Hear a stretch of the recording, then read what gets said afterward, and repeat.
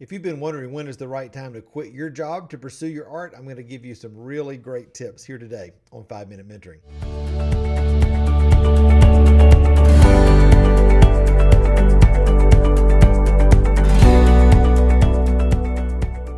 Well, hey, my friend, welcome back to the channel. So glad you're here. Listen, a lot of us, as you're starting out in your art career, wonder when is the time to quit my job potentially or go part-time and actually start pursuing the dream that I have as, being an artist. I'm going to jump in to a lot of tips for you today about how to recognize that. As I get started, be sure to click the subscribe button, hit the like button. Also, leave me a comment to let me know that this video means a lot to you. Ask me a question and let me know how we can continue the conversation right here.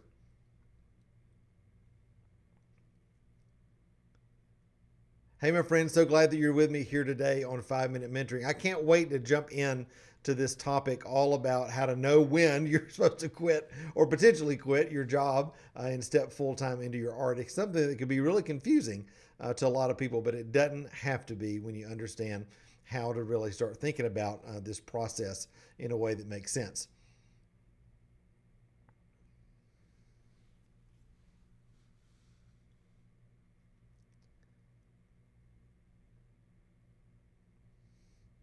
So recently during my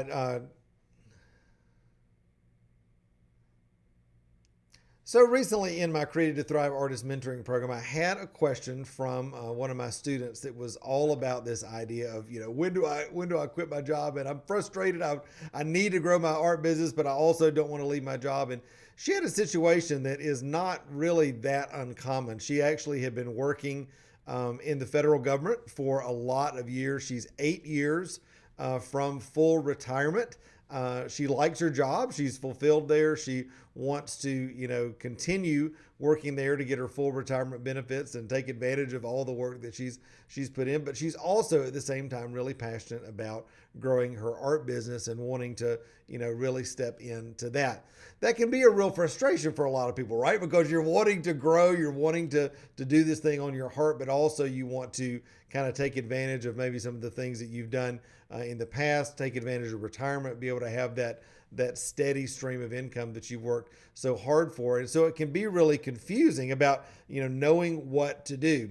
And here's what I told her, as we kind of started exploring this process a little more. It was obvious she liked her job. She wanted to stay there. She wanted that steady retirement income for the rest of her life. And she also wanted to grow her art business. And so I said, listen, don't beat yourself up for one or the other. You've got to figure out how these two can coexist. One of the things that I've figured out about the enemy is that he's always trying to get us to go to extremes.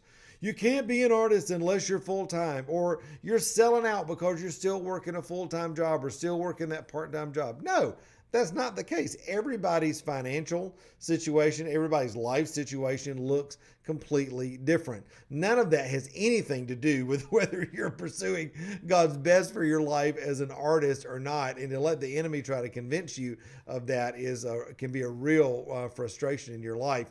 And so what I told her was like, hey, make sense of in your head what is realistic for you in this season of life. What does your time look like? What are you able to focus on in your art business that's reasonable, that allows you to still work at your job, allows you to finish out these 8 years, and at the same time pursue your art in a way that makes sense?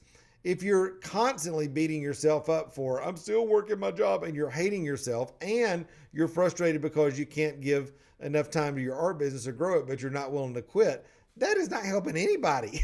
That is not what I would call the abundant life. And that's certainly not what Jesus has for you in your art business as you pursue the thing that he's created for you.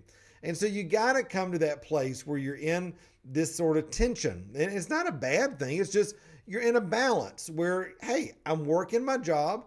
I'm loving it. I still want to do my art, but I'm only willing to give it X amount of hours a week, X amount of shows per year, X amount of inventory creation per year, and that's going to be enough for me.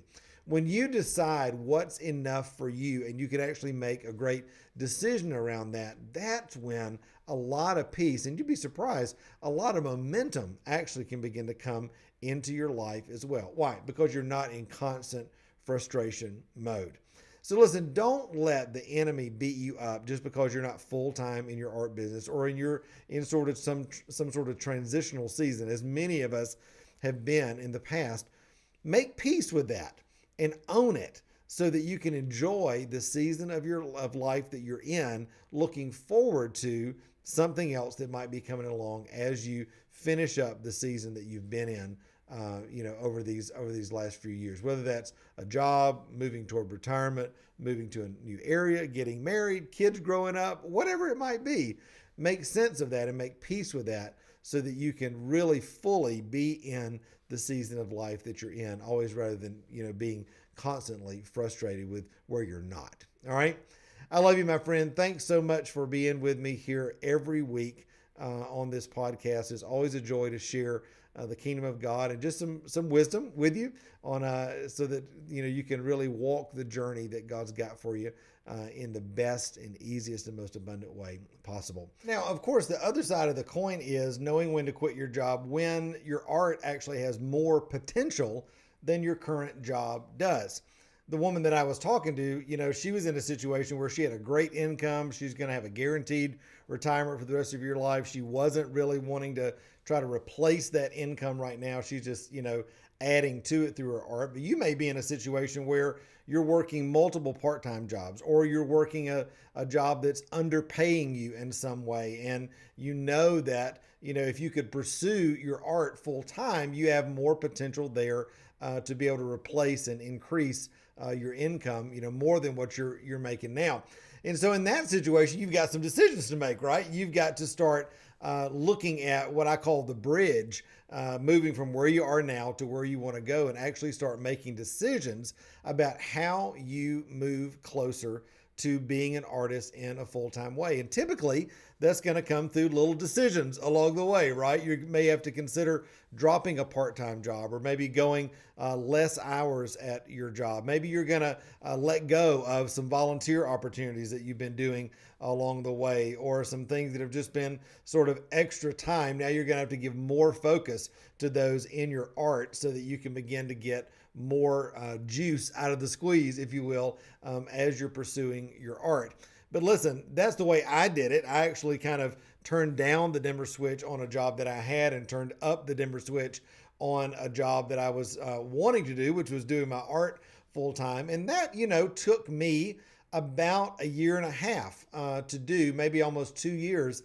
Some people can do that faster. Some people, it takes a little bit longer, depending on your financial situation, your artwork, where you are in the journey. But listen, it's absolutely possible when you start making, focused strides and focused movements toward actually making a living from your art. So wherever you are in the process, whether you're, wanting to allow your job and your art to coexist, or whether you're wanting to replace your current job with your art income, being clear about what you want and making specific decisions to move toward the desired outcome that you want is really the key to making sure that that process stays on track.